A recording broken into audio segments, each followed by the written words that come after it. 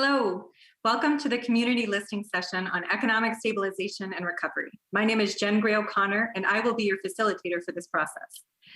This evening, community members will provide testimony to Council. In January, the Council agreed on 3 shared priority issues that they wanted to focus their collective efforts on in the face of multiple crises.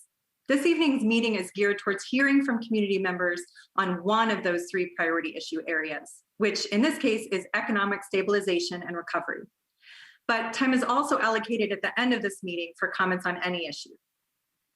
I want to start just by providing an overview of our agenda. First, I'm going to read our electronic meeting notice as well as our rules of conduct. Then we'll hear from Budget Director Jessica Kennard on a Budget 101.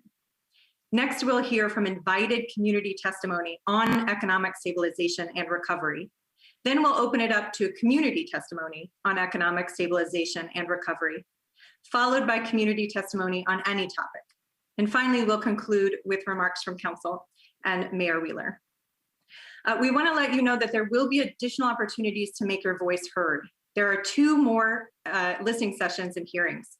The next one will be this Saturday, April 17th, from 10 a.m. to 12 p.m. And that community listening session will be on community safety. Following that, we'll have the mayor's proposed budget hearing on May 5th, 6 p.m. to 8 p.m. At any time, if you would like to submit online testimony, you can do so at portlandoregon.gov/CBO, as well as you can email testimony to budgetcomment@portlandoregon.gov. Under the Portland City Code, as well as state law, the City Council is holding this meeting electronically. All members of Council are attending remotely by video and by teleconference. And the city has made several avenues available for the public to listen to the audio broadcast of this meeting. This meeting is available on the city's YouTube channel, eGovPDX, at portlandoregon.gov/video, as well as on channel 30. The public can also provide written testimony to Council on the budget office website, portlandoregon.gov/CBO, and by email at budgetcomment@portlandoregon.gov.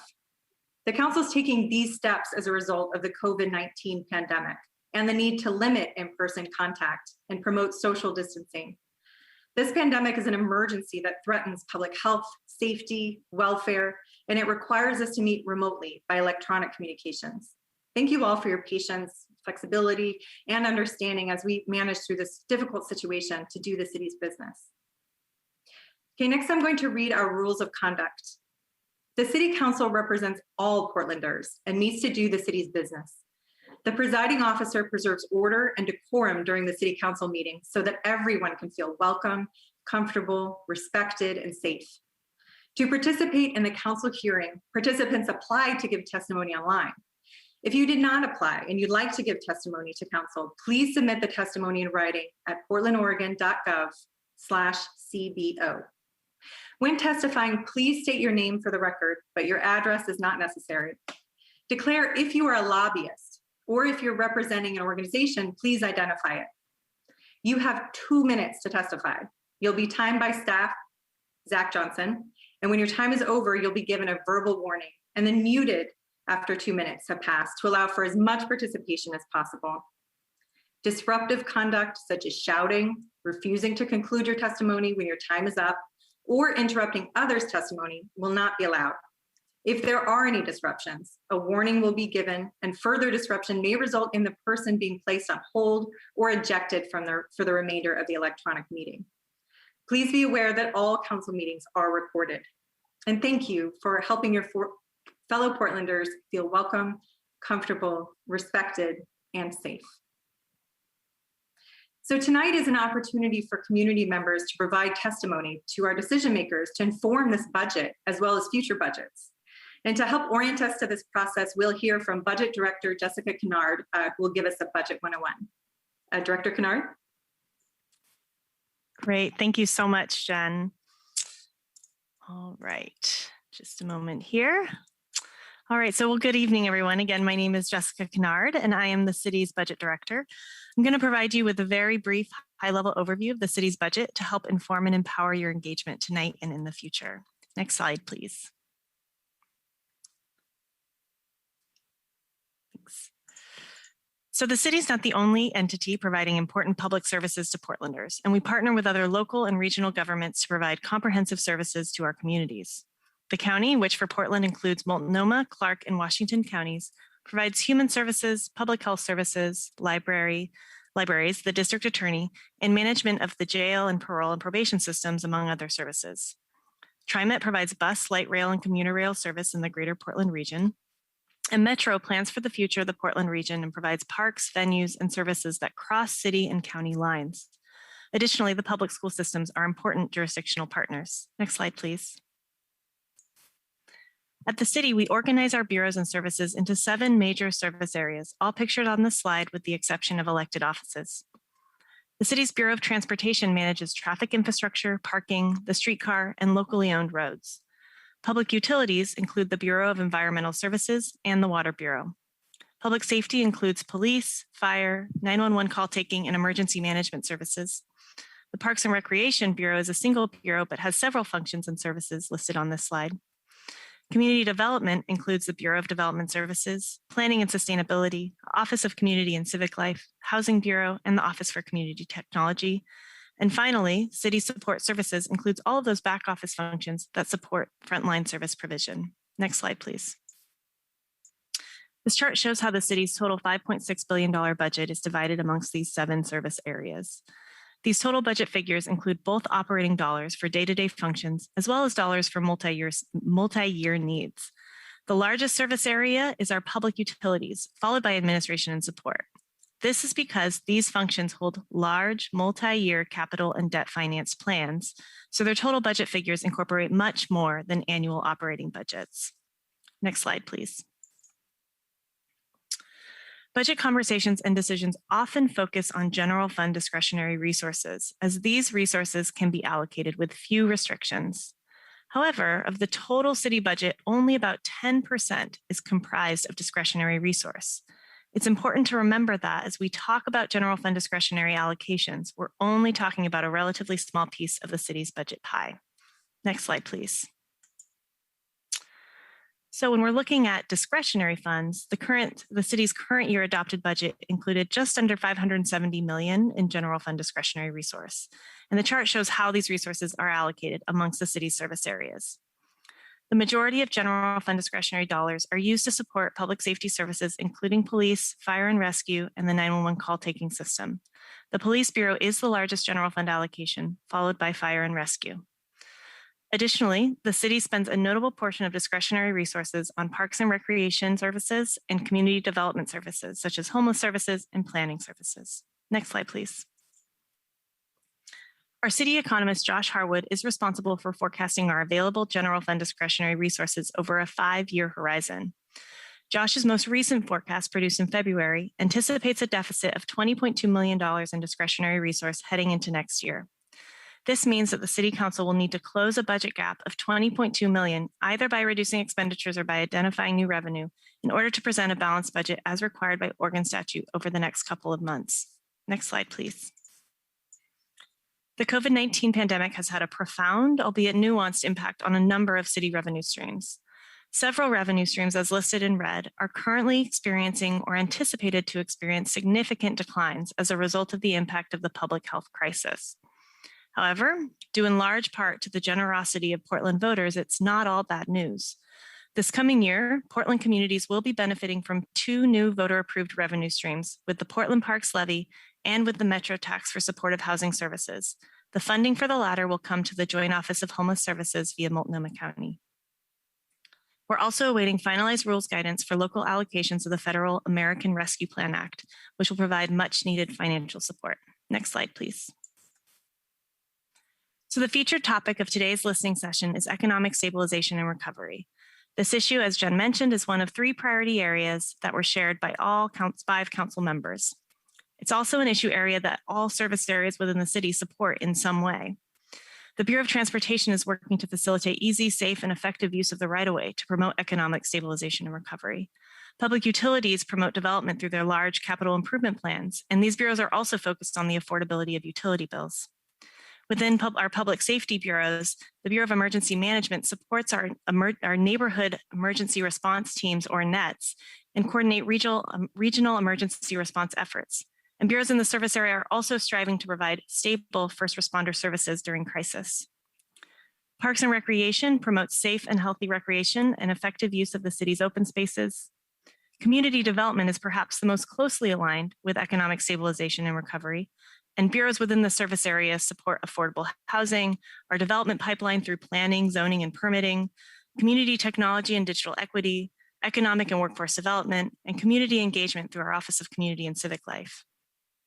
Finally, our back office city support services also play an integral role in stabilization and recovery, from advocating at the state and federal level for resources and policies that we need, to ensuring we have strong financial management practices, setting the foundation for recovery. Next slide, please. For more information on the city's budget, I encourage you to visit the City Budget Office website at portlandoregon.gov/CBO. We also welcome email with your budget questions at citybudgetoffice@portlandoregon.gov. Next slide, please. You may also visit the City Budget Office's website in order to share your thoughts on the city's budget. Today is the second of 4 all-council budget outreach events, as Jen mentioned, and you may sign up for future events by going to the Budget Office website. Additionally, you may submit online testimony by visiting the Budget Office website or via the Portland Maps website as listed on the slide. You may also email your comment to budgetcomment@portlandoregon.gov. All written testimony will be shared with the council. This concludes my presentation. You can stop the slideshow now. Thank you so much. And I'll turn it back over to Jen. Great. Thank you so much for that helpful overview to help orient us tonight. Next, we're going to move into our invited community testimony. Just to give you a background, council office is connected with community members to ensure that we're hearing a diversity of voices during this listening session. Our first testimony of the evening is dedicated to this invited testimony, which will then be followed by open testimony from the public. There will be 2 minutes for testimony, and a timekeeper will time your testimony. When our timekeeper says time, please conclude your comments.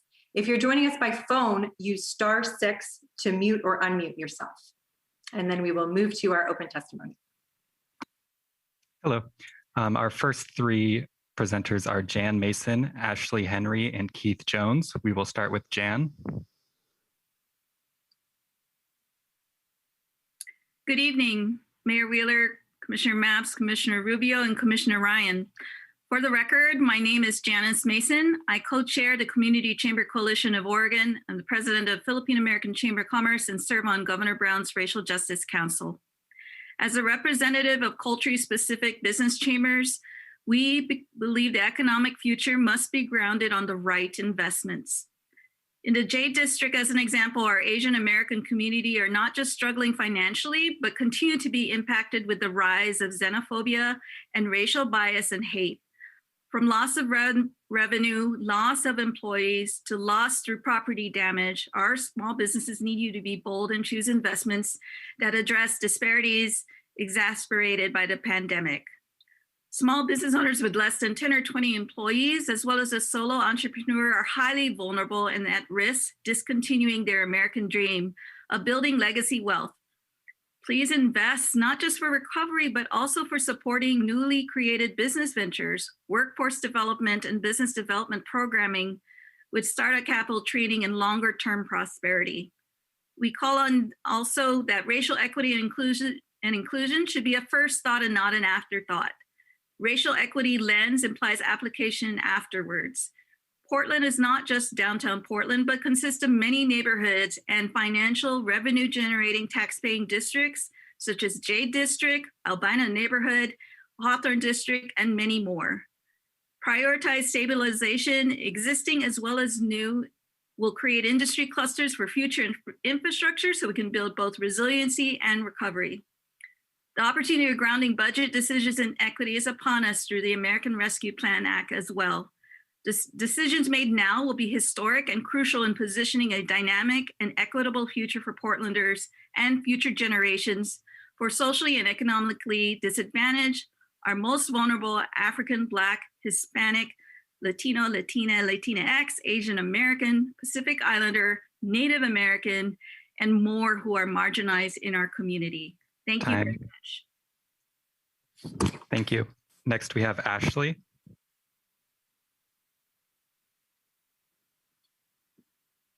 Good evening, everyone. My name is Ashley Henry, and I'm the Executive Director of Business for a Better Portland. We represent over 350 businesses in the Portland area. Many of them are small businesses that have been challenged or even closed due to the pandemic. That being said, some of our members are doing just fine during the pandemic and actually may be doing better now than they were before COVID. This is the reality of our K-shaped recovery. These thriving companies are not looking for us to get something for them, but rather they know that their fates are tied with those who have not fared well. And being a member is their way to speak up for businesses who haven't been as fortunate. We're also honored to be trusted collaborators with culturally specific chambers of commerce, including the Oregon Native American Chamber and Jan Mason from the Philippine American Chamber. Some important requests that I want to lift up to you tonight as you consider the city's budget include to utilize the equitably designed application that Prosper Portland established for the CARES funds and ensure that the first round of ARPA funds go to those applications that were unsuccessful in 2020. I would also implore you to consider funding innovative partnerships like a new initiative proposed by a group called Bricks Need Mortar and a new Portland company that's called Kuto. That initiative will both drive local purchasing and would reduce credit card transaction fees that small businesses have to pay with each purchase.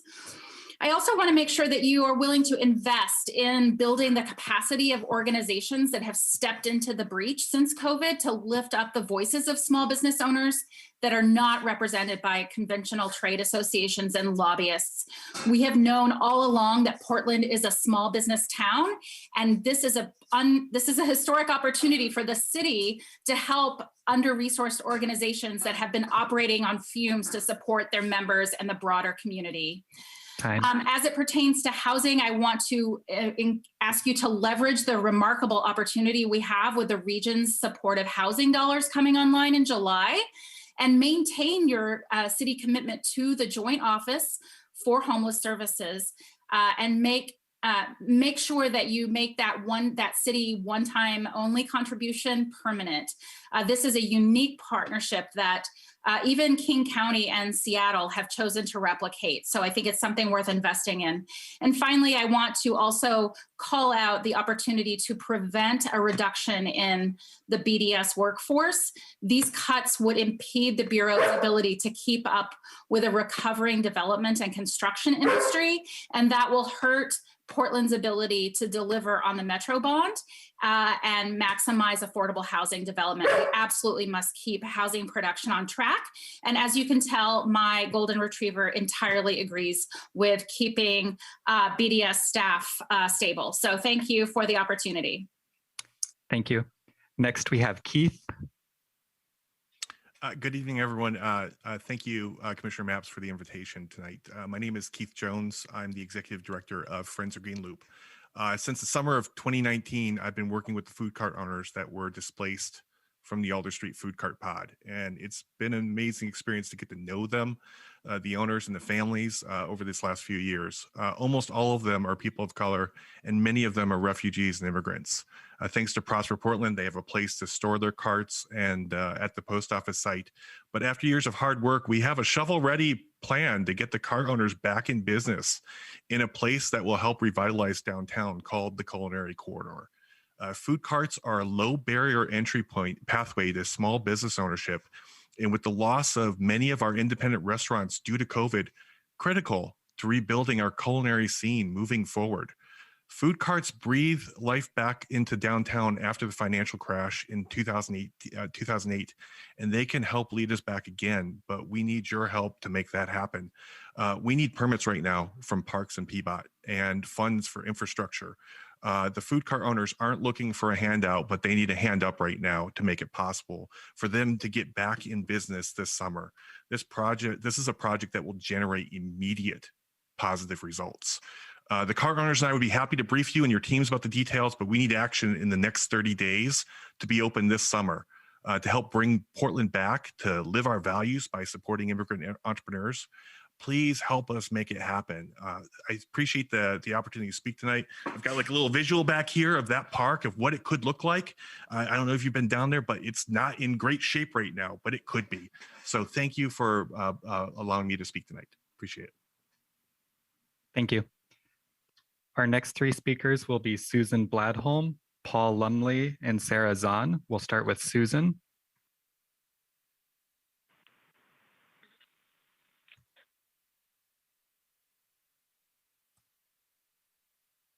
Susan? Hello, City Council members. My name is Susan Bladholm, and I'm the founder of Friends of Frog Ferry. And Commissioner Mapps, thank you for the invitation to speak tonight. As you all consider how we rebuild and recover and work towards a new and better Portland, I ask you to be bold, to build confidence of residents, and to ask your Bureau leaders to collaborate.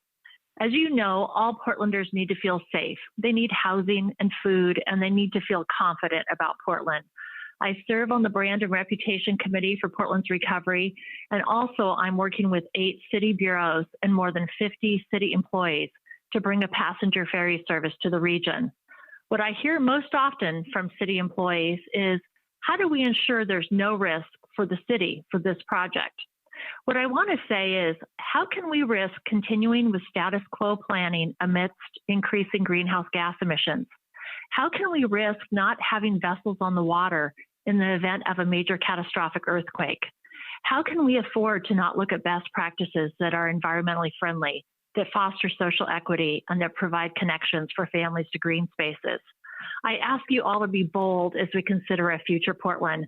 Visionary projects will not move forward unless you as commissioners lead the way. Once commissioners have gotten involved with the Frog Ferry conversations, and I really appreciate those of you that have helped, it's remarkable how much more productive city staff are in their engagement once they know they have permission from you to be open to learn more. Please foster collaboration for the agencies you lead. Please reward bureaus that collaborate and work towards a healthy city rather than just focusing on siloed bureau goals.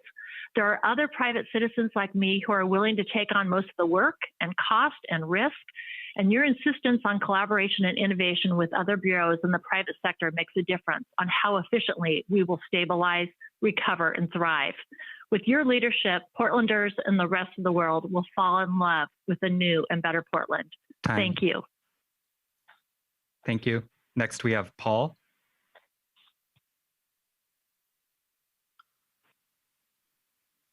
Good evening, Mayor and members of City Council.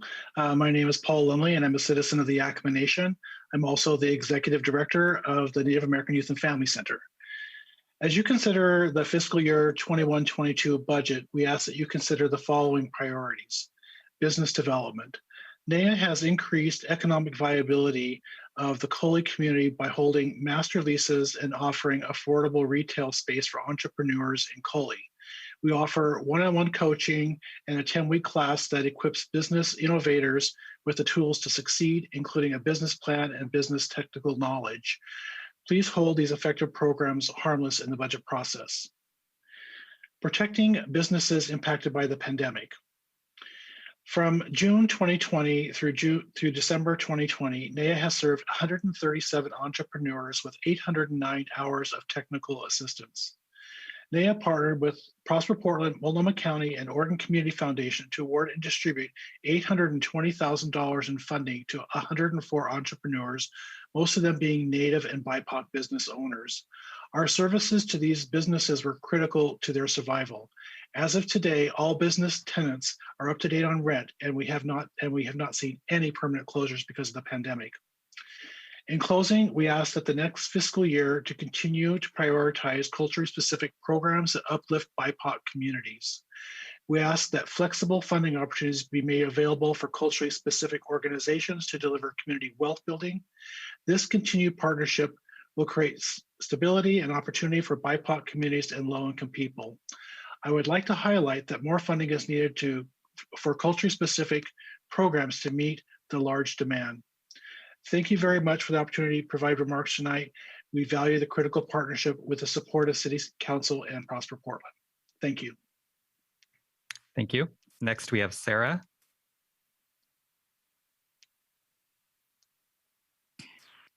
Good evening, Mayor and Commissioners. My name is Sarah Zahn. Thank you, Commissioner Ryan, for the invitation to testify this evening.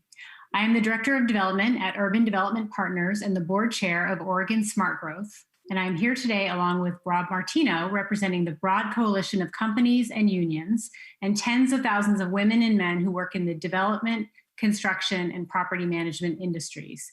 Thank you for having us here today. While the Bureau of Development Services has done an incredible job of pivoting to do business in entirely new ways during this pandemic, it is struggling financially and drawing on financial resources to mitigate reduced fee revenue through the pandemic at a clip of nearly $2 million per month since March. To slow the drawdown, BDS has been considering a deep 17% cut to the Bureau's budget and significant staffing cuts that will impede the Bureau's ability to keep up with a recovering development and construction industry. Portland cannot afford to get in the way of our own recovery, especially when it comes to the housing market, where we're starting from behind. Eco Northwest recently presented research that showed in May to October of 2020, there was a 27% decline in new building permits, and that we continue to underbuild relative to the new households in our region, putting upward pressure on rents and prices. Recent news has showed that a continued and dramatic drop in new multifamily housing permits.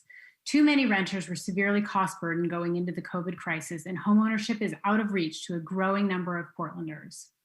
It's imperative to stabilize BDS and not hinder permit processing, which will only reinforce investors' concerns about the Portland market, in addition to negatively impacting the city's workforce and the Bureau's ability to bounce back. This coalition is aligned in support of a one-time infusion into the Bureau's budget and of BDS's requested budget and $10.4 million ad package that supports City Council's top 3 priorities: economic recovery, houselessness, and community safety. With over $207 million coming into the city from the federal government's American Rescue Plan, we have the opportunity now to maintain stability at BDS, to support near-term recovery and jobs, and strengthen Portland's ability to meet communities' housing needs in the coming years. Thank you very much. Thank you. Our last 2 invited speakers are John Duran and Rob Martineau. We will start with John.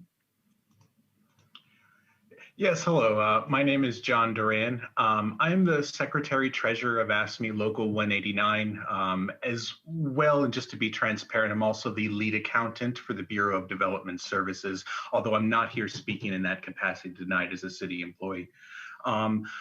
I'm basically here to speak about what the effects of the impending layoffs could potentially have on our Bureau if we are not granted the $10.4 million budget package that we have requested. We have a very skilled workforce that is extremely hard to replace. It takes great time for recruitment, for training, and as well, we're competing with the private sector for a lot of these similar positions. I started in 2015, and I was basically hired right when the Bureau just started to take off. We had just recovered kind of from the Great Recession of 08. However, we hadn't still picked up enough employees to maintain levels. So levels didn't actually get fully back to what they were until about 2017.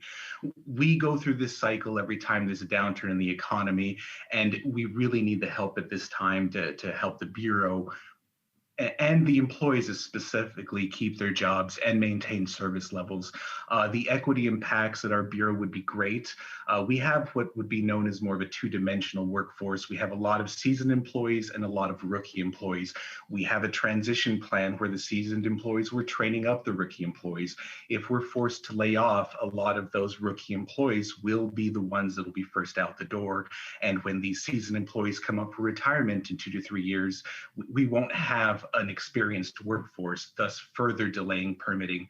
Permitting is at the crux of everything we're talking about, whether it's the development of buildings, affordable housing, housing units, the food carts that Mr. Jones talked about. If we can't operate, we hold back the economic development and recovery of Portland entirely. So I would just encourage you and ask that you grant our $10.4 million package to help buy us the time we need to get past this economic downturn. Thank you very much. I appreciate it. Thank you. Next, we have Rob. Hi, this is Rob Martineau. I am the president of the District Council of Trade Unions and AFSCME Local 189, and we represent many of the hardworking men and women in the Bureau of Development Services. John really did cover well what happened in 2008 and what that recovery did. That recovery actually, I believe, stalled the housing market. It was a bottleneck to affordable housing, to really the housing crisis that we have. The lack of supply is in part due to what it took to get the permit system back up and running again and at full capacity. So really, I'm here to speak on behalf of maintaining full capacity at BDS, supporting that $10 million ask so that we can really be on the front edge helping to drive or helping to support businesses as they really rev up that giant economic engine of construction and help us all in relieving the housing crisis and those things that need to occur. Equity can't be understated as an impact in this. As a union and as the city, we have all had a lot of work to do with bringing a more diverse and equitable workforce to bear in Portland. We have worked together and been able to do that. These will be the people most impacted by these layoffs. These are good living wage jobs where you can raise a family, you can live in Portland, and you can support your community. People support their communities where they live. Nobody commutes in 45 minutes to coach a little league team or soccer or anything like that. So with that, it really is a broader support to the community in really maintaining these jobs. Many of these trades folks and support staff have state certifications that you cannot just go get in a day. These take time, years in the trades, and once you've left or gone to another municipality, it really seems difficult to come back. And whether you've let state certs lapse and gone back into the trades, or whether you've started with another municipality. Time. So the final thing, and I know I've touched on it, is the housing crisis. It's not going to improve without BDS. We cannot afford to let BDS become a bottleneck in the building system again. The housing bond that we all supported is too important. The Housing Bureau's work is critical to the housing supply and those that really need to transition to affordable housing. With that, I'll just wrap up and say the impacts of not supporting and fully funding BDS will be felt across numerous other bureaus and at every level in our community. So Mayor and Commissioners, thank you very much. Thank you. I'm now going to turn it back to Jen, who will introduce the next section of testimony. And thank you to all of our invited speakers for your testimony and your time.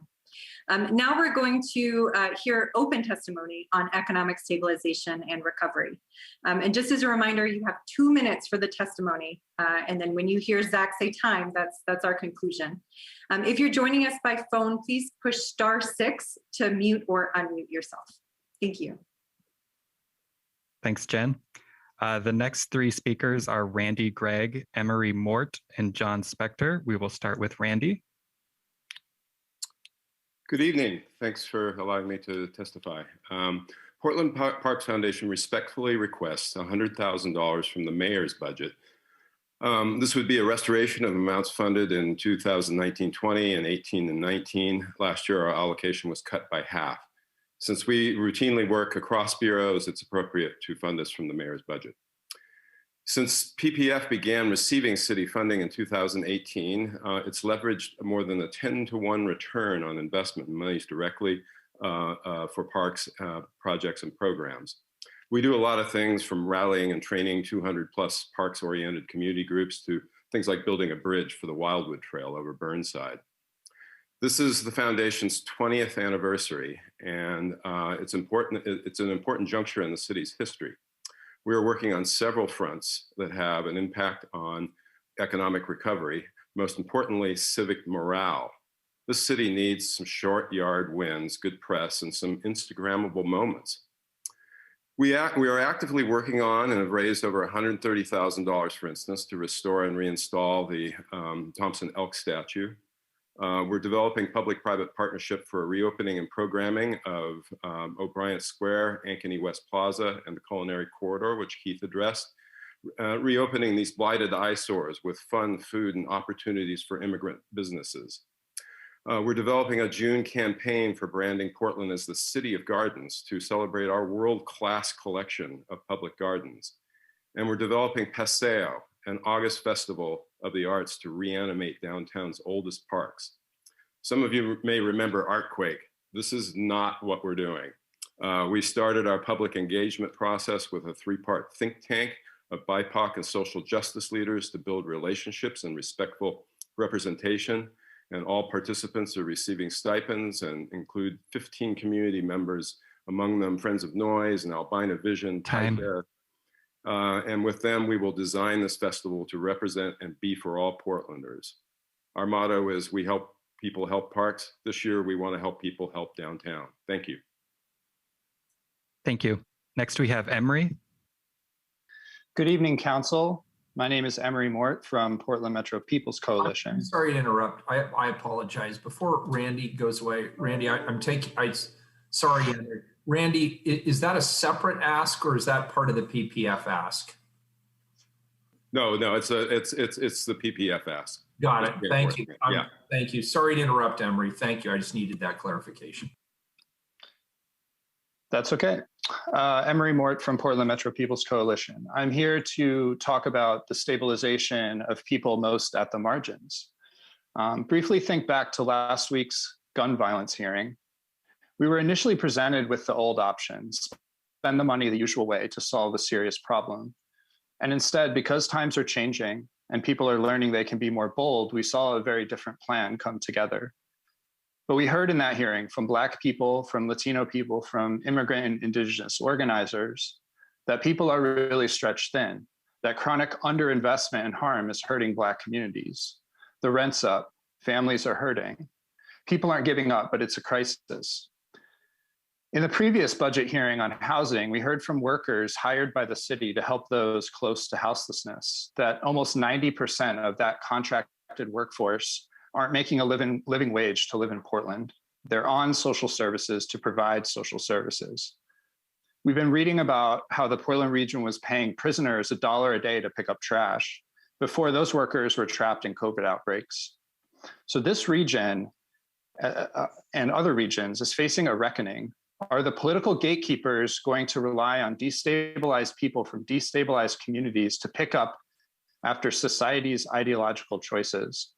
Or are your bodies going to actively build multiracial material well-being in the form of economic well-being? Stabilization and recovery has many forms, but needs to start with Black people, young Black people, and it needs to start with the movement for their lives. So here, that government, city, county, state needs to build a solution: jobs with living wages, education, homes, and care. Make and build a society. Don't merely manage the society that white capital interests have handed down. The ideology and practices whose outcomes you have been apologizing for in these chambers. We have emergencies to solve in this budget and going forward. Time. And this community is going to fight to fulfill our commitment to the creation of bold, systemic, and liberatory change. Thank you. Thank you. Next, we have Josh. Good evening, commissioners. My name is Josh Spector, and I'm an organizer with Sunrise Movement PDX, a youth-led environmental justice organization. I grew up in what we now call Portland, Oregon, and attended Portland Public Schools from K through 12. I was born in the summer of 1997 on a day where the temperature topped out at only 73 degrees at PDX.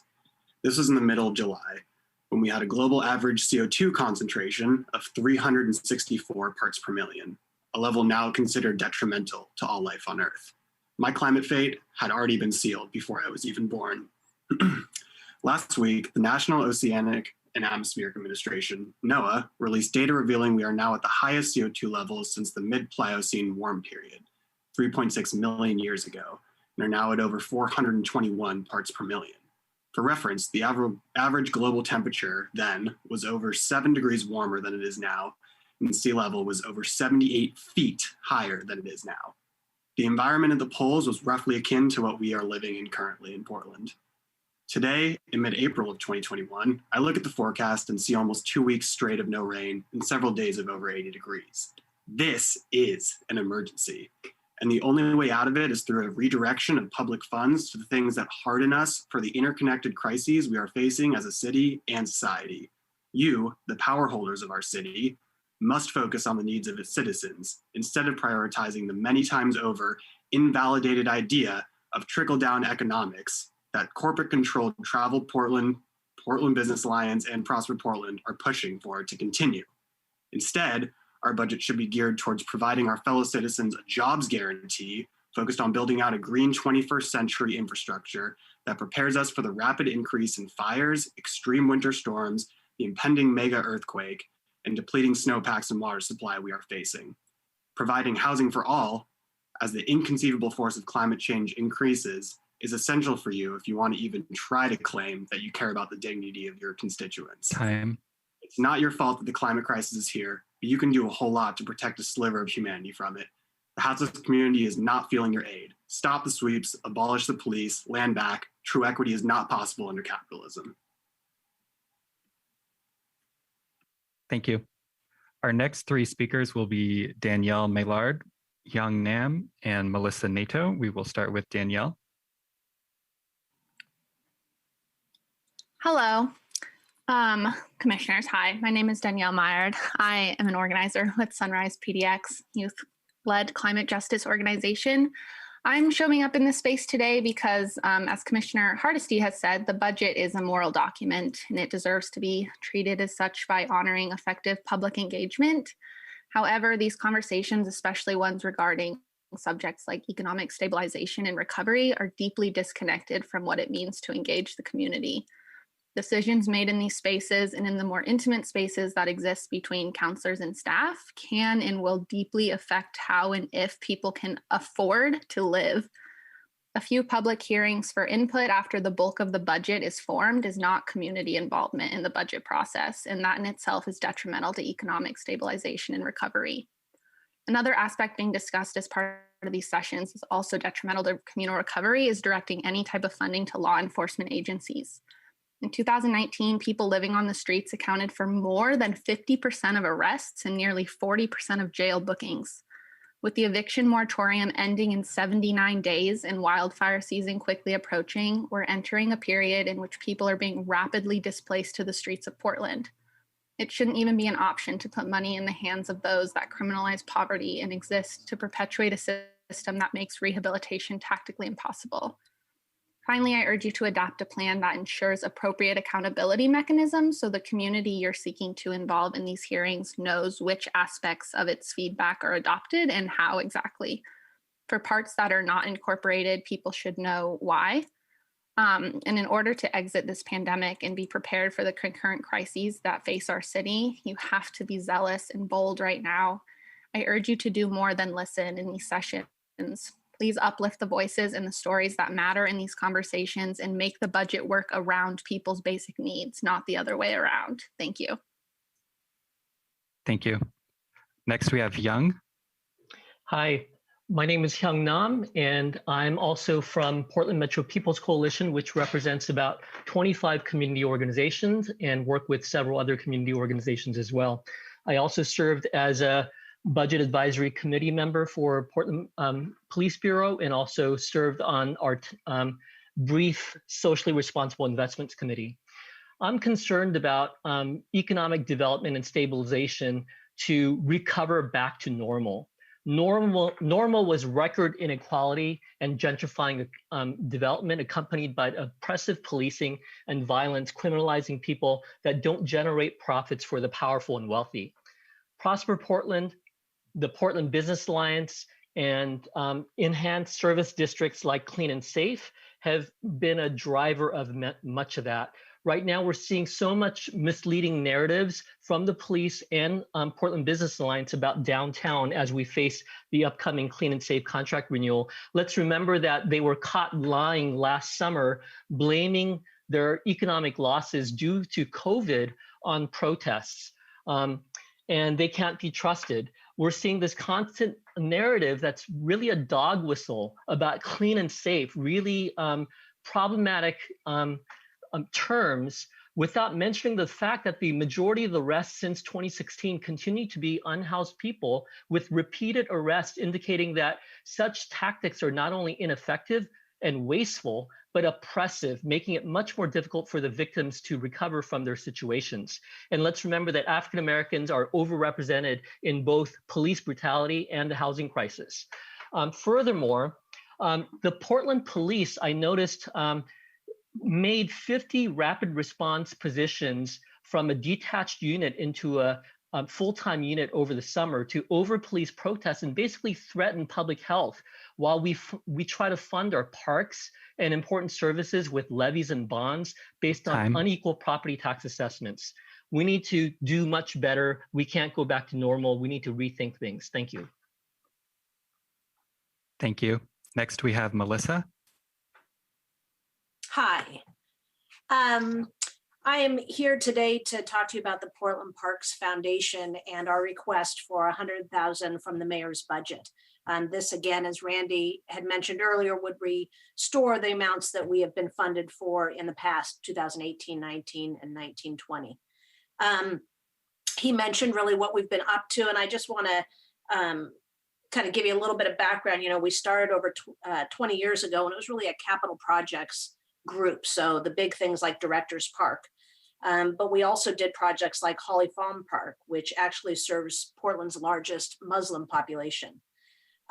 We have steadily expanded our scope. We've gone into Northeast Portland and done Cully Park with the Native Gathering Garden. I don't know if any of you have seen that garden, but we did a work party there as part of our Friends and Allies Summit. And it was, I mean, it's just amazing place. When things kind of went south for everybody, we shifted our gears as well and helped Portland Parks with a March campaign for food boxes for the Sun School families who weren't getting the regular meals that were part of Summer Free for All. And then, of course, we helped with the Parks Levy. So we have been out there working on a lot of these great projects that are really citywide. And I just think that it's important to, at a time of kind of change in our community, to help organizations that are helping others. You know, our motto is we help people help parks. Well, this year we're helping people help parks in downtown with Paseo. We're helping in small community parks around the city. And we're really reaching out to communities and really asking them what they want, not telling them what we think they should have. So we have engaged in the community, and we just hope that you'll continue to support our efforts so that we can have another successful year of people helping parks. Thank you. Thank you. Our next three speakers will be James Strom, Yasmin Ibarra, and Jennifer Lanier. We will start with James. Good evening, Mayor Wheeler, Commissioners. My name is James Strom, and I am in my fourth year working with the G4S security team here on the City of Portland contract. I'm also a member of the SCIU Local 49. I'm proud of the frontline work that I do for the city. I'm proud to be an active member of this union. Prior to my employment here with the G4S, I used to work for non-union contractors. Managers were able to take advantage of people by not giving them benefits or proper compensation for the skill set that they requested of. Thanks to the city fair wage policy and our union contract, city officers earn good wages, they have access to paid time off, and they have job security and protection from unfair treatment here. But even with our relatively good wages and benefits, it has been difficult to recruit officers who have the necessary education level and training to work on this contract. To ensure adequate staffing by qualified officers, the city needs to make sure it is including enough funding in the budget to cover its current subcontracted services to make sure these jobs continue to offer good wages and benefits. And the city should consider increasing these contracts to expand to sanitation and security services beyond downtown. I also ask that the city looks to restore the cost of living increases that were suspended last year due to the pandemic for classifications covered by the fair wage policy. My coworkers and I have fought hard to raise standards for the people who clean and secure city buildings, and the city's continued investment in union contractors is important to us, to our families, and to our community. It's been a tough year for Portland, but despite all of these challenges, my coworkers and I are committed to keep delivering their quality services for the city. Thank you. Thank you. Next, we have Yasmin.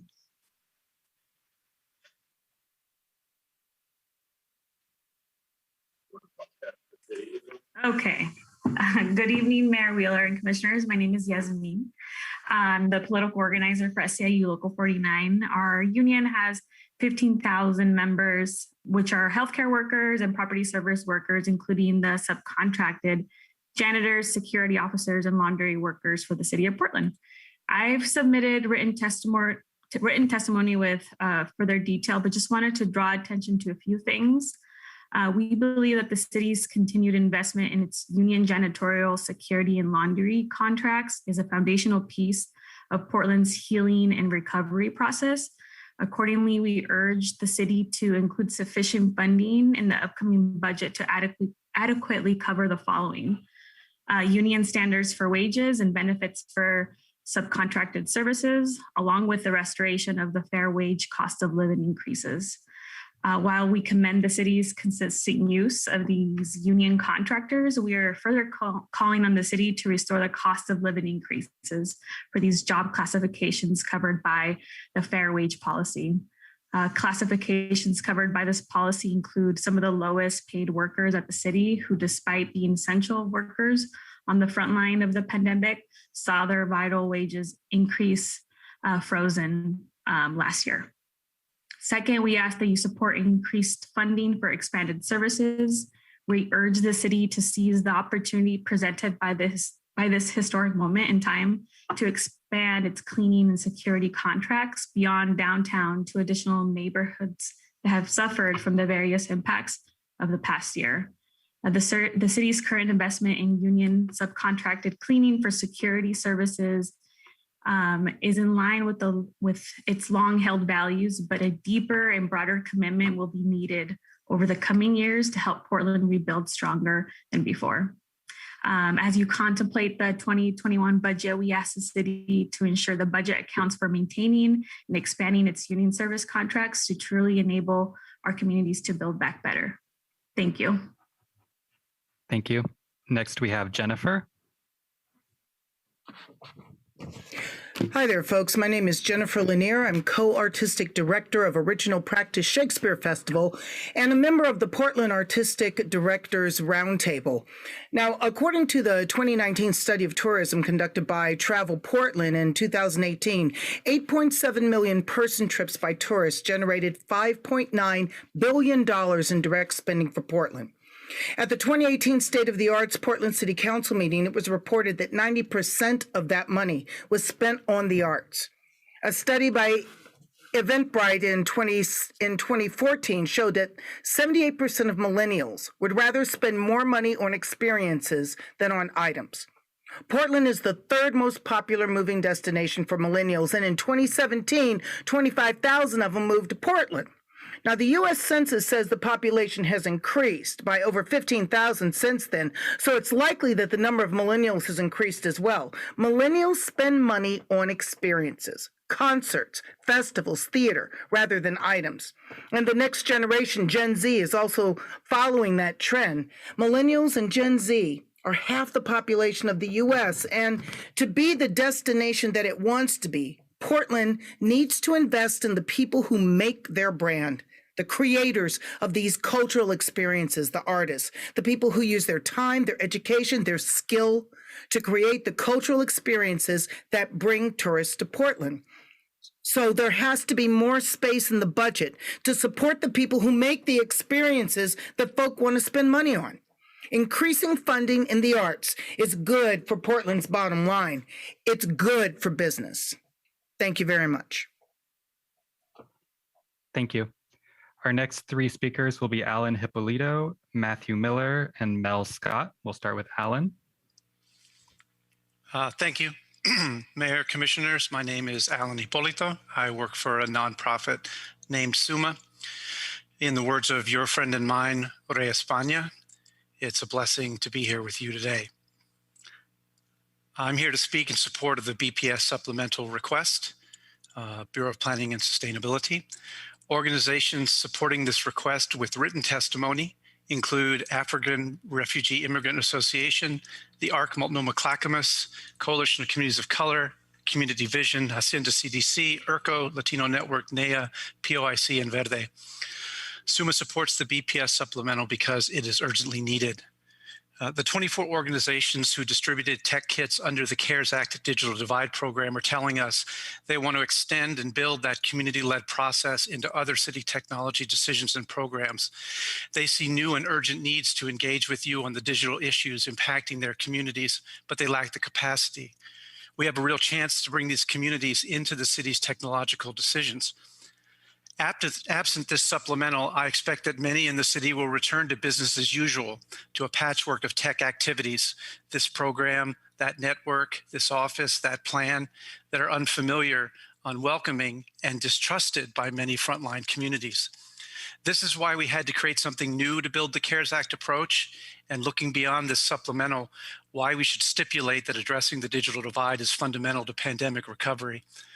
We also support the supplemental because it is the kind of investment in continuity that builds long-term collaboration between the city and community. In your recent work session, many council members noted the overlapping responsibilities of the city's tech programs. If you're confused, think about how it is for us.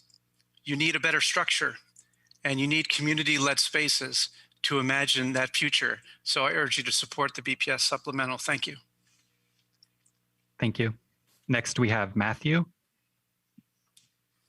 Hi, everybody. Thank you for allowing me to speak here today. My name is Matthew Miller. I am the president of the Portland Area Theater Alliance. I'm a member of Lionstorm Playwrights. I'm a member of the Dramatists Guild, PDX Playwrights, and I'm also a member of the Portland Civic Theater Guild. I would just like to encourage everybody to, when you are making your decisions, to make sure that theater and the arts in general are included in your budget. Most of us will do this work for free.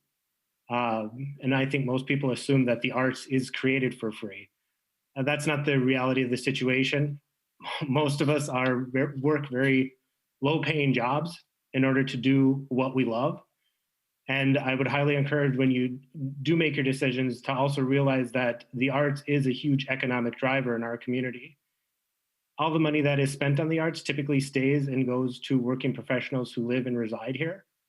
And the Portland Area Theater Alliance represents hundreds of members in the community who make their living in the theater arts. So I just wanted to advocate for local theater makers and the art scene in general, and hope that you include us in your budget in the future. Thank you. Next, we have Mel.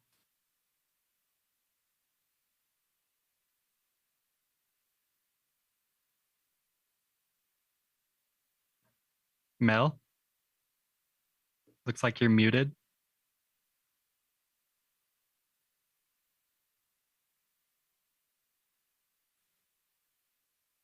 Mel? Okay, we'll come back to Mel.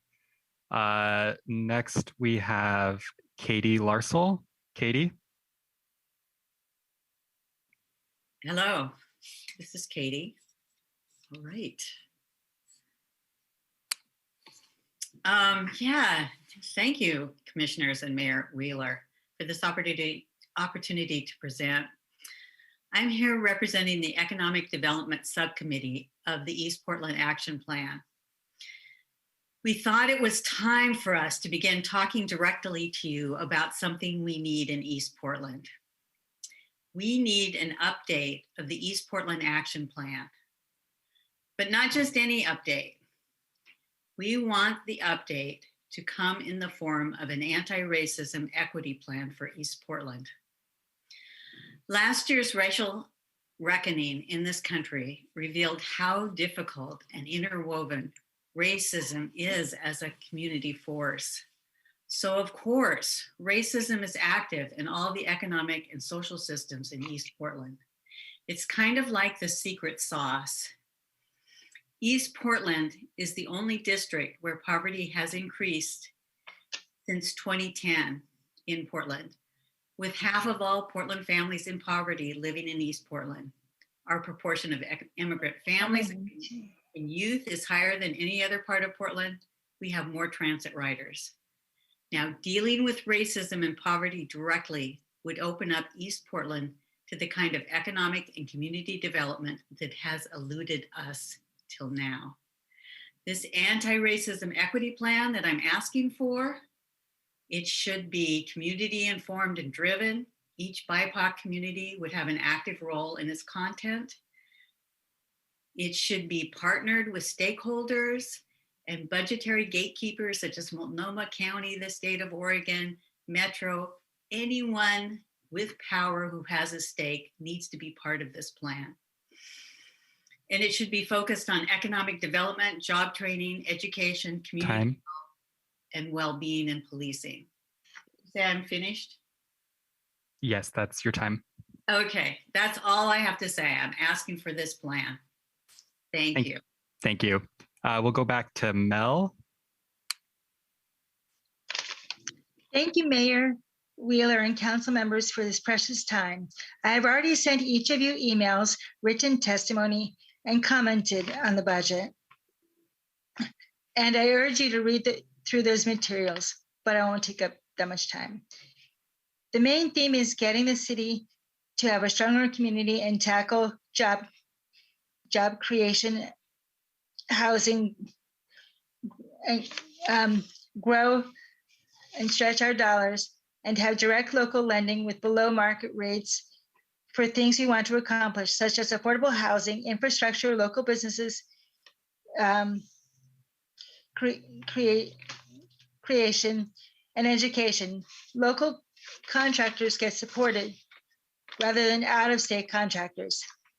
Public banks can make loans for disaster preparedness, and so we could get fast relief and total tax base is preserved. I strongly believe that the Portland love of all things local needs this. So I urge you to consider it. Thank you for your time on this urgent matter. Thank you. Thank you. Thank you. We'll turn it back to Jen to introduce our final section of testimony this evening. Great, thank you. Now we're going to open it up for open public testimony. And again, the same rules apply. You'll have 2 minutes for testimony, and then Zach will time it and tell you time when those 2 minutes have concluded.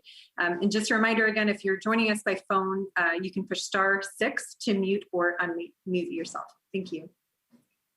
Thanks, Jen.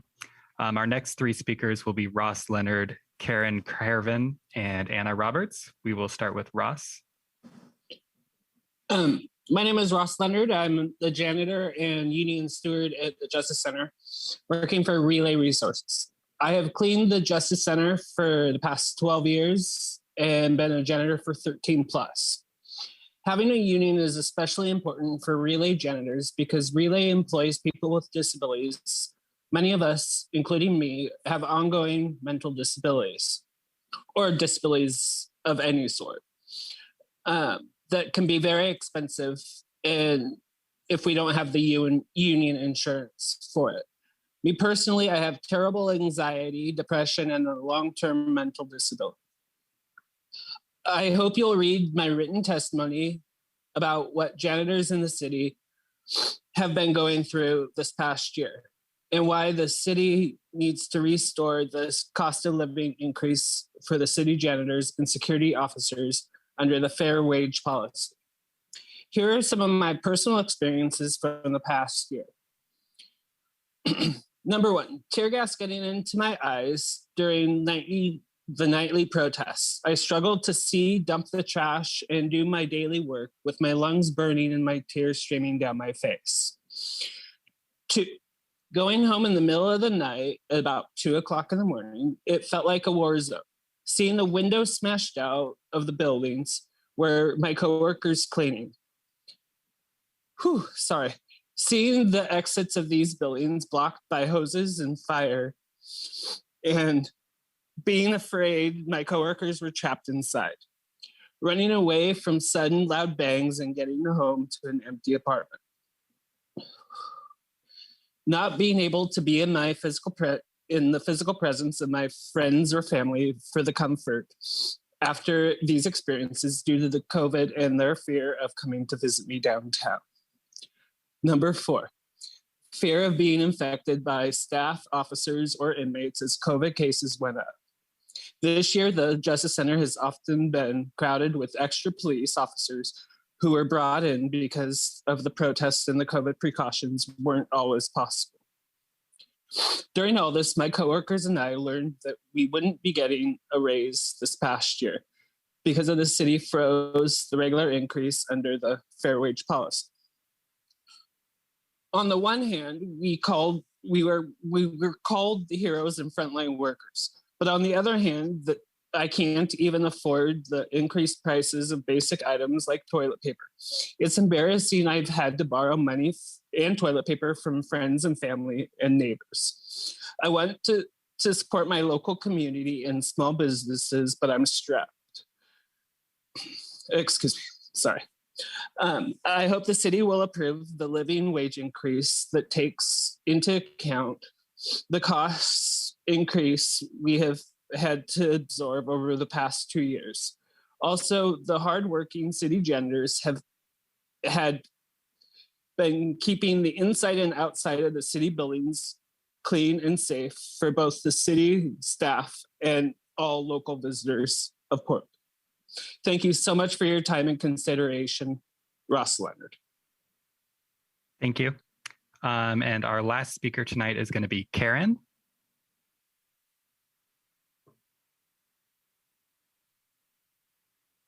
Is Karen still in the meeting?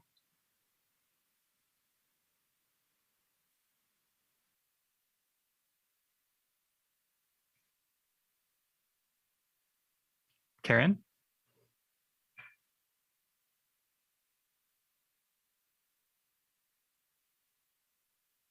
Can you hear me now? We can, thank you. Thank you. If I disappear, I'm having connectivity issues, but let me get started. My name is Karen Curvin. I'm a Portland resident and a member of the Portland Parks Foundation Board. I am here today to encourage the City of Portland to restore funding of PPF at the $100,000 level from the mayor's budget. I'm just adding to comments today made earlier by Randy Gregg and Melissa Nato. I don't want to repeat what they have covered, but I will say that operational support from the city allows PPF to focus more on efforts on fundraising and implementation of projects rather than just for its own operations.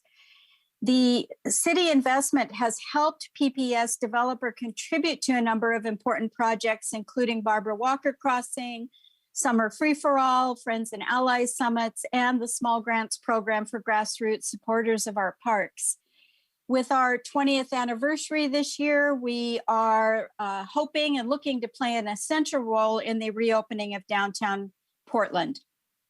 PPF, Portland Parks Foundation, provides a direct conduit for private sector contributions, which improve our parks and natural areas and public spaces, and which are critical to our city's livability and the health of our citizens.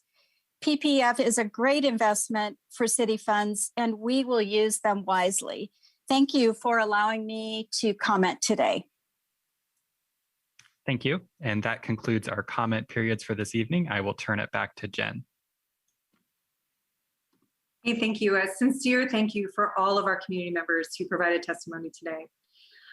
Next, we're going to move to our closing comments from City Council members and Mayor Wheeler, and we will start with Commissioner Rubio.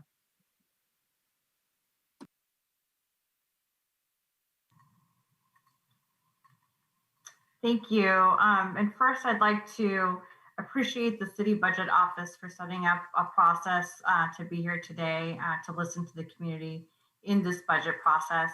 And I want to also acknowledge what I heard about how this isn't the most accessible way in this time for everyone. And we look forward to it being different next year when hopefully we can be in person together and also think of other ways to maintain accessibility in different ways, including virtually. I also want to thank the community leaders who testified tonight, as well as the trusted or the community members who are working in the space, but also sharing their experiences as residents in Portland and people who care about our community, and for sharing their recommendation and priorities. And I just want to share a few of the things that resonated for me tonight. In particular, it's the importance of investments in diverse districts like the Jade and Albina areas and others, and also the importance of maintaining our support for systems and work that maintain our work to keep our housing development on track so that we can make sure that we have what we need to meet the demand in the community right now, and also maintaining our work in the Joint Office of Homelessness, also supporting our culinary scene and our vibrant arts scene in the community as well. But really, and also the investment in digital framework for to address Portland's digital divide. But really at the heart of it is that we need to keep community at the center and budget to our values. And we need to think about how we can't go back to normal and instead be zealous and bold and uplift stories that matter from people at the margin. So there's so many more notes that I have, but these are just a few that really resonated with me tonight. At the last session, I talked about how we need to budget to the values that we all hold and meaningfully engage with the community as we do that. And I'm affirming that again tonight. And I know that my colleagues feel the very same way. And I'm hopeful that even in this hard time for all of our communities, we can produce a city budget that demonstrates we are budgeting with the needs of our community right at the center. So again, just want to appreciate what I heard. Thank you everyone for taking the time. This is very helpful and informative for me as I think about the things that I want to lift up in this process. Thanks. Thank you. Next, we'll hear from Commissioner Ryan. Thank you, Jen.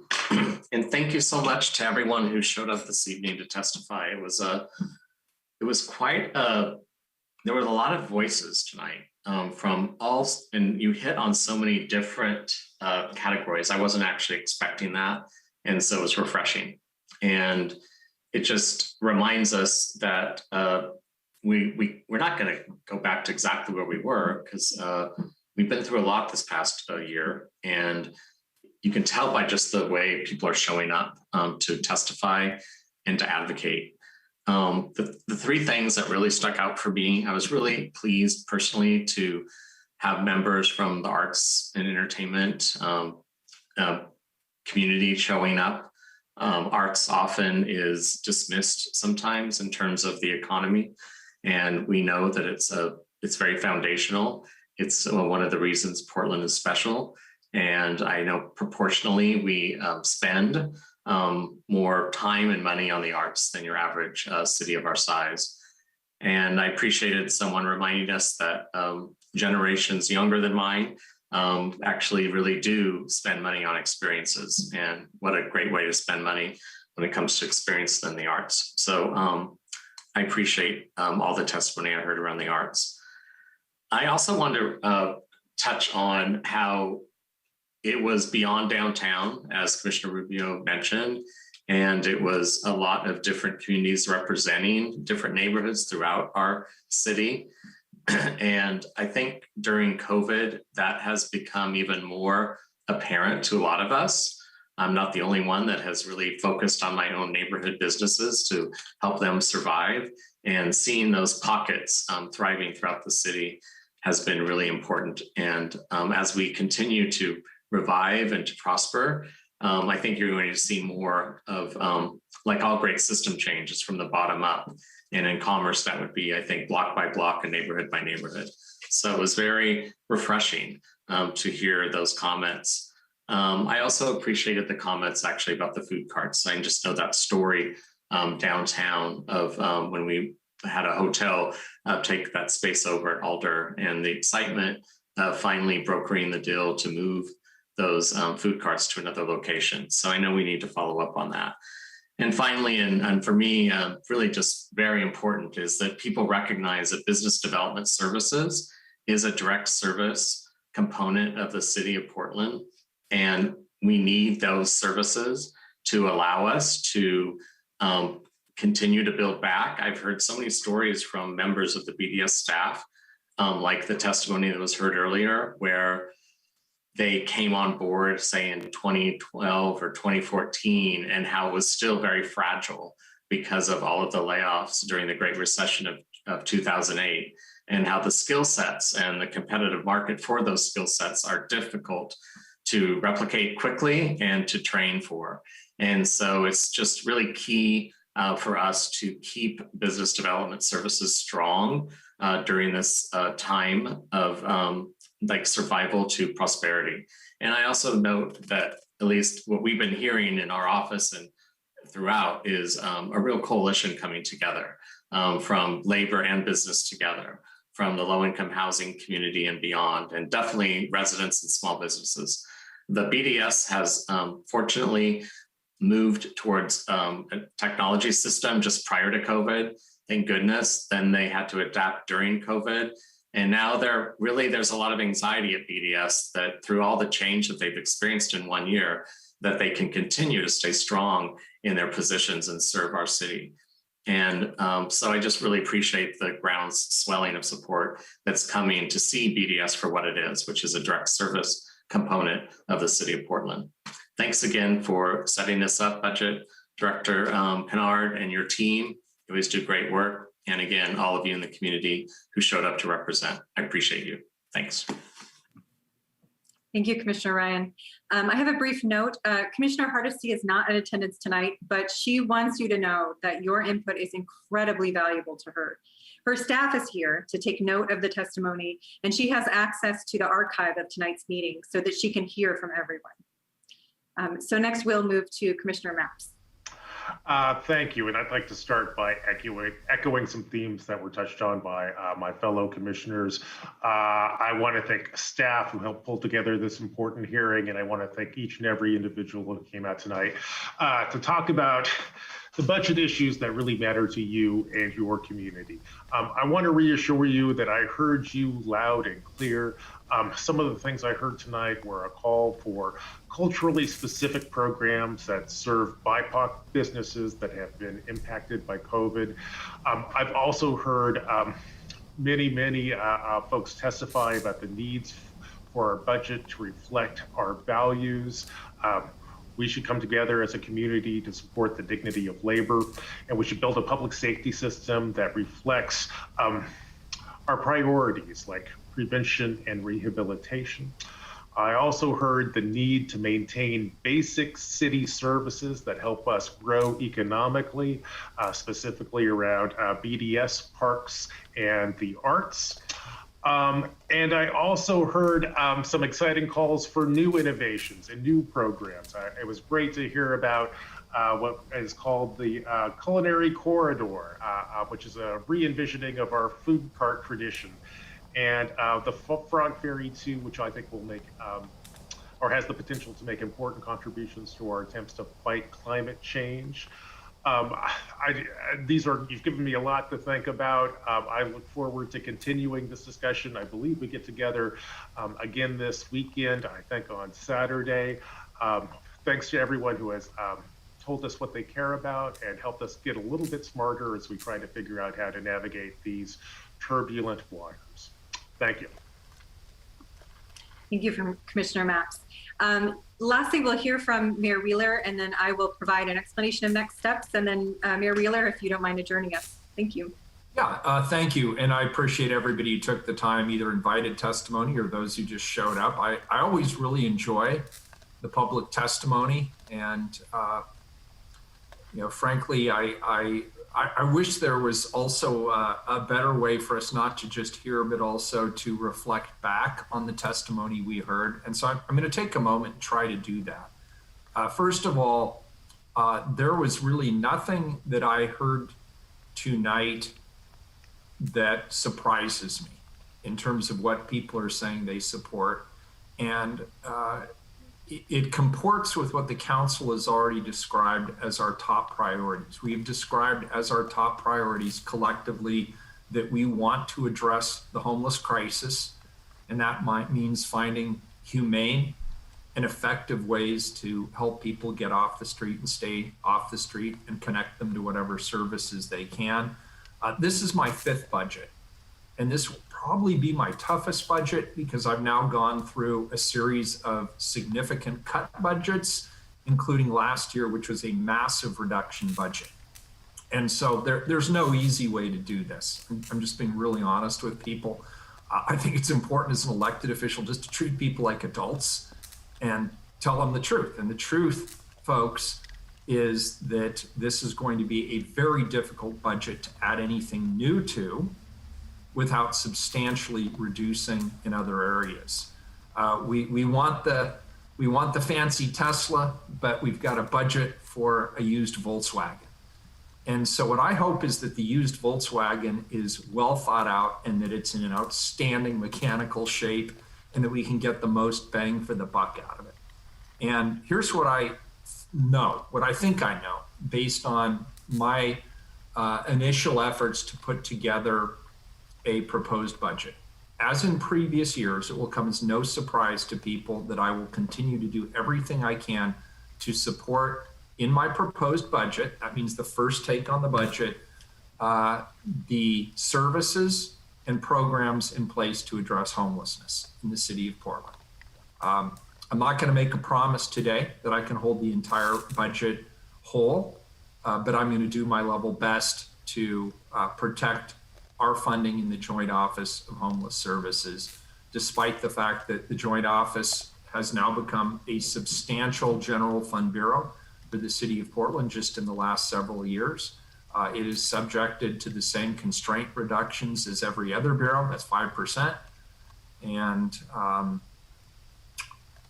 that's near and dear to my heart to continue to be a good partner with Multnomah County and other community-based partners. The second priority for the city council was safety.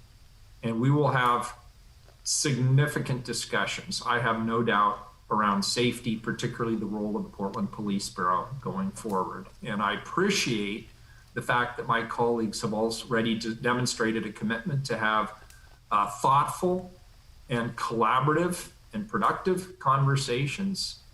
And that led to a compromise last week around addressing the epidemic, and I use that word intentionally, epidemic of gun violence and homicides in our community.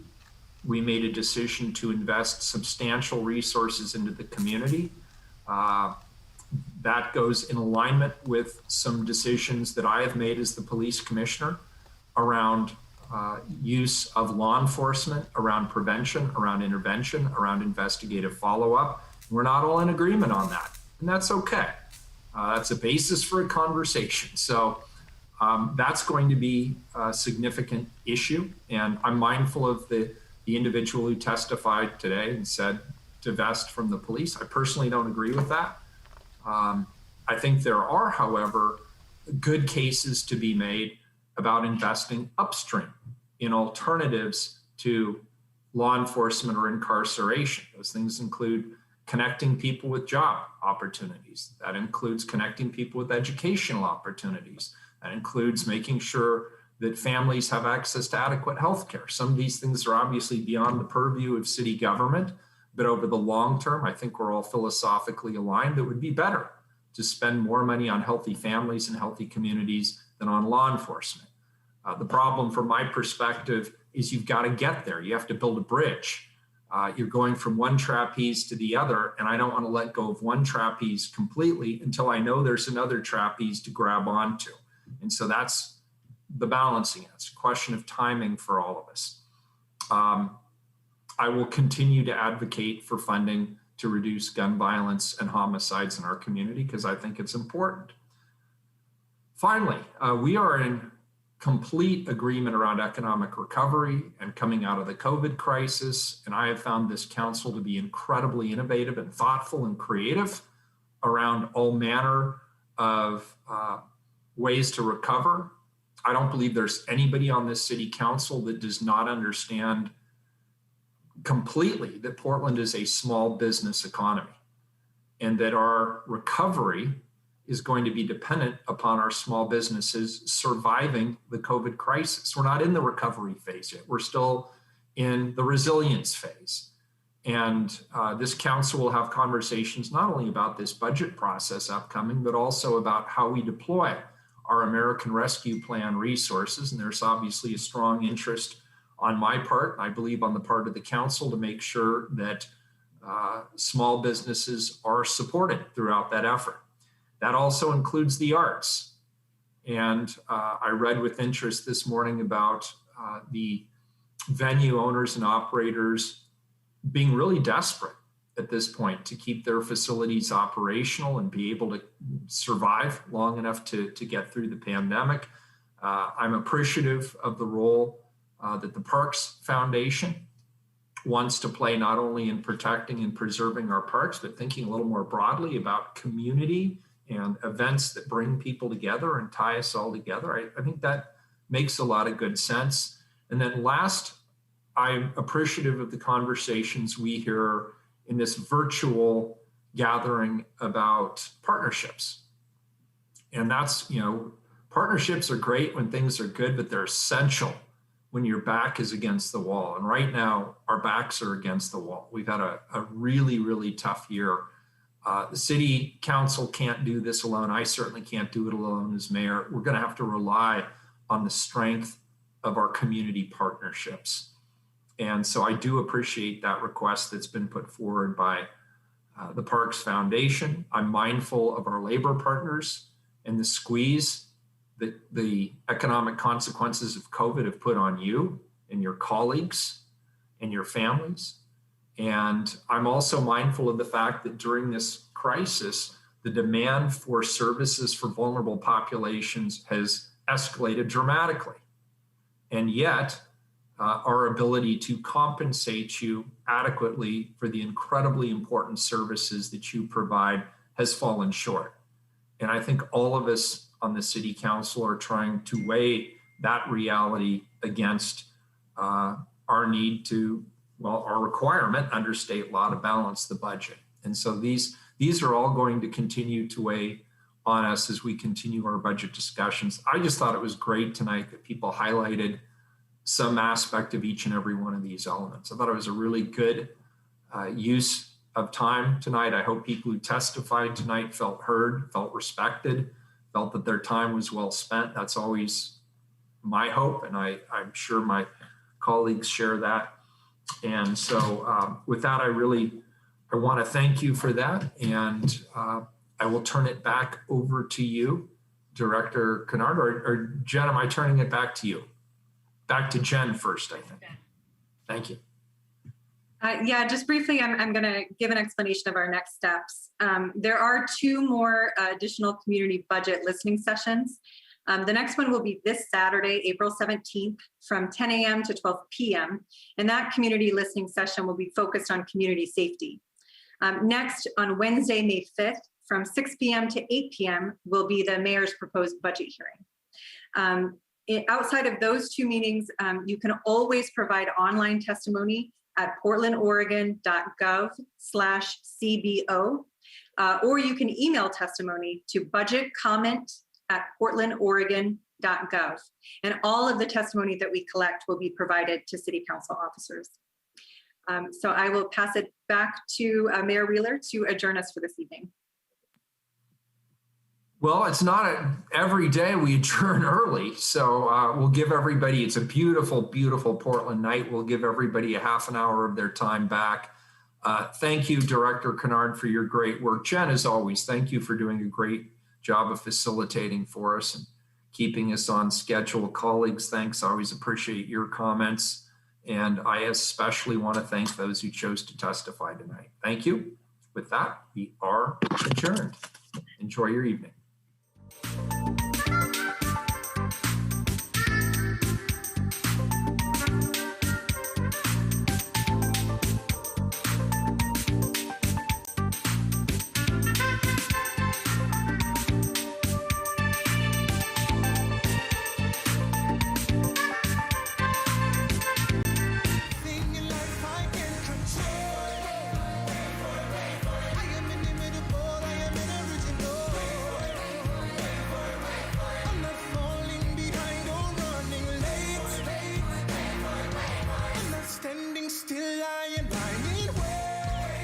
The Neubauer Family Foundation supports WHYY's Fresh Air and its commitment to sharing ideas and encouraging meaningful conversation.